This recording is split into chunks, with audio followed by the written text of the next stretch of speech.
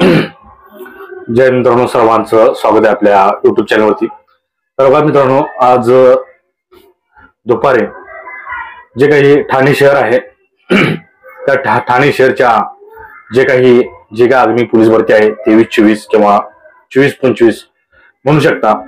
तर ह्या जे काही पोलीस भरतीच्या जे काही जागा डिक्लेअर झालेल्या आहेत ते 382 जागा ह्या भविष्यामध्ये ही मोठ्या प्रमाणात पोलीस भरती होऊ शकते 382 जागेसाठी। आणि तुम्ही मागे एकदा अजून एक परिपत्रक निघालं होतं ते म्हणजे मुंबई शहरचं। तर बघा, ते मुंबई शहरचं सुद्धा जे काही जागा निघाल्या होत्या तर मुंबईला सुद्धा 4000 प्लस जागा ह्या रिक्त आहेत असं एकंदरीत हवाला म्हणजेच परिपत्रक आलं होतं।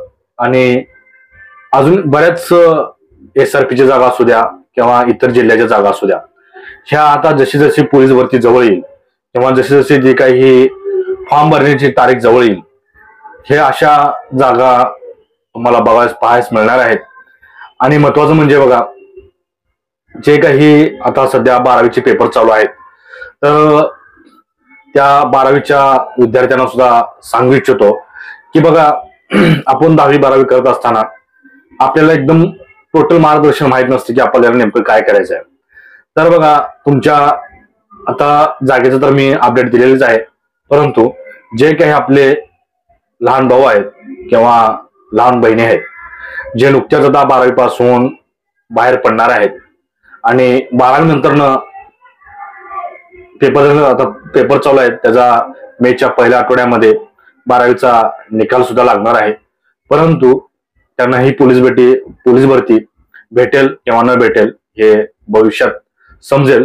परंतु म्हणजेच अर्ज करण्यासाठी ते पात्र ठरतील किंवा न ठरतील, कारण काही 12वी पासचा जो काही लॉट आहे तो आता त्याचं जे काही मार्च मध्ये त्याचे पेपर एंडिंग आहेत आणि त्याचा निकाल जो आहे तो मे मध्ये आहे। तर पोलीस भरती ही मार्च-एप्रिल दरम्यान फॉर्म भरून निघणार आहेत हे तर फिक्सच आहे। परंतु यांना ही जी काही नवीन पोलीस भरती आहे हे त्या पोलीस भरतीसाठी पात्र होऊ शकतात किंवा फॉर्म भरू शकतात का नाही त्याचं भविष्यामध्येच समजेल।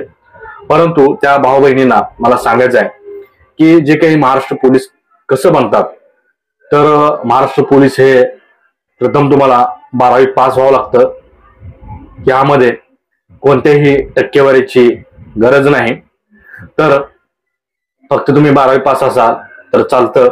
आणि जे काही लेखी आहे किंवा मैदानी चाचणी आहे, तर मैदानी चाचणी जी आहे ती बघा 3 टप्प्यामध्ये होते।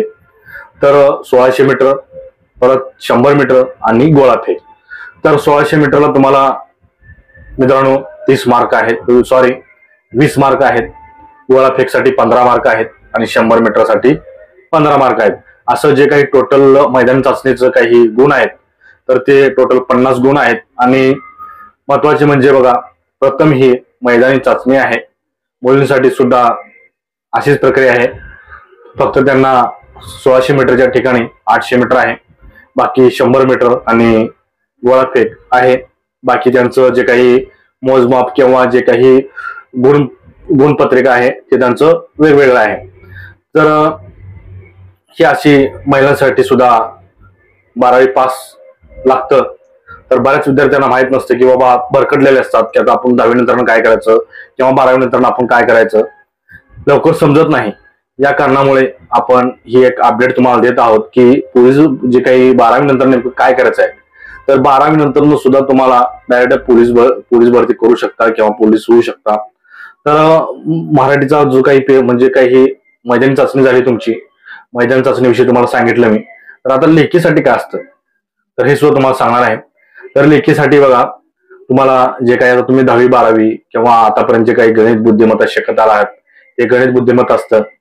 म्हणजे त्याच्यानंतर बघा तुमचं मराठी व्याकरण असतं, परत जीके असतं, जे काही जीके म्हणजे जे सामान्य ज्ञान, जे की तुम्हाला समाज सुधारकावरती विचारलं जातं, राज्यशास्त्र असतं, परत तुम्हाला सांगतो महाराष्ट्राचा भूगोल, इतिहास, या बऱ्याच गोष्टी ह्या लेखीमध्ये असतात। आणि महत्वाचं म्हणजे त्यामध्ये चालू घडामोडी वगैरे असतात। तर हे असा एकंदरीत लेखीचा पेपर असतो। तर लेखीचा पेपर जो असतो तो 100 मार्काचा असतो।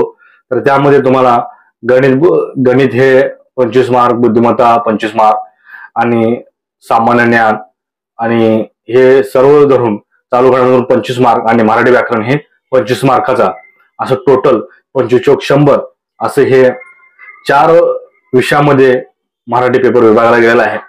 तर असा हा टोटल 100 मार्काचा हा पोलीस भरतीचा पेपर असतो. प्रथम मैदानी चाचणी असते, त्याच्यानंतर 100 मार्काचं हे ग्राउंड असतं. तर हे टोटल मिळून 150 पैकी जे काही मुलं 150 पैकी मेरिट लावलं जातं, तर जे काही ओपनचं मेरिट असतं ते 130 पर्यंत जातं. त्याच्या खालोखाल सर्व जे काही कास्ट आहेत त्यांचं मेरिट लागत जातं आपापल्या कास्टनुसार.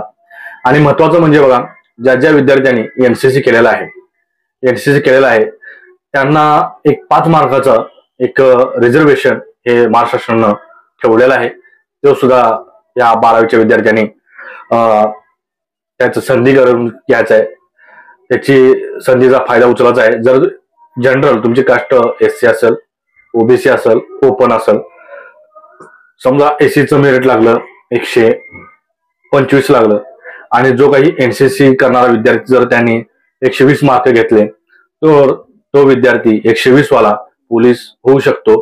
कारण महाराष्ट्र शासन हे त्यांना वरचे 5 मार्क हे देतं. हे एक महत्वाची अपडेट आहे. आणि यामध्ये बॅट्समॅनच्या जागा असतात, जे काही स्पोर्ट्स करणारे जे काही विद्यार्थी असतात त्यांच्यासाठी सुद्धा राखीव जागा असतात.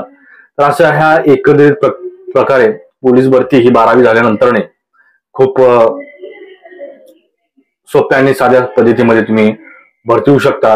कारण सर्व पेपर जो आहे तो मराठीमध्ये असतो आणि तुम्ही नुकतेच 10वी आणि 12वी करून बाहेर पडलेला असता, त्यामुळे तुम्हाला हा पेपर सोपा जाऊ शकतो.